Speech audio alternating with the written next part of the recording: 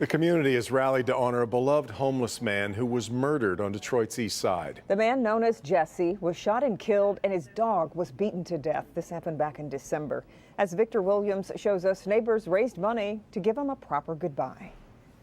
Well, this is the area that Jesse would hang out a whole lot. Lots of people were greeted by his warm smile and his dog that people are saying would not hurt a fly. But somehow they ended up vanishing, and now we know the tragic reason why. Jesse was a unique individual. He was with his dog every day, and she was a service dog.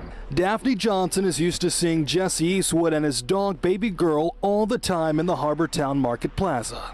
I saw him 3 or 4 times a week. He never asked for anything, but I would give him like food for the dog, food for himself. Yet all that changed on December 10th when Jesse and Baby Girl seemed to disappear out of nowhere. Turns out he was murdered. He was brutally beaten and shot. He didn't deserve it. I mean, nobody deserves it. Jesse, whose real name was Johnny Best, was homeless and didn't want to go to a homeless shelter because Baby Girl was not allowed. From time to time, he would work at Wadsworth Restoration, and it would be co-workers to find his body in an abandoned building on East Jefferson.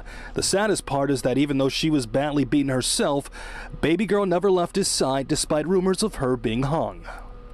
Just really, really sad that she stayed with him in the cold for 2 days.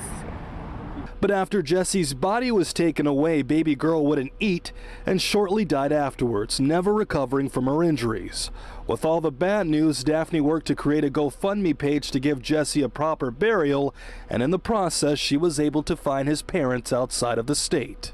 He was cremated, and the remains were sent to his hometown, to his parents in North Carolina. Yes, I wanted to do something for him. I did not want the city to bury him. I didn't want him to be forgotten or in the morgue for 3 years. Now, police are still trying to figure out a motive in the murder, but Daphne says she wants to start a 501c3 to keep Jesse's memory alive.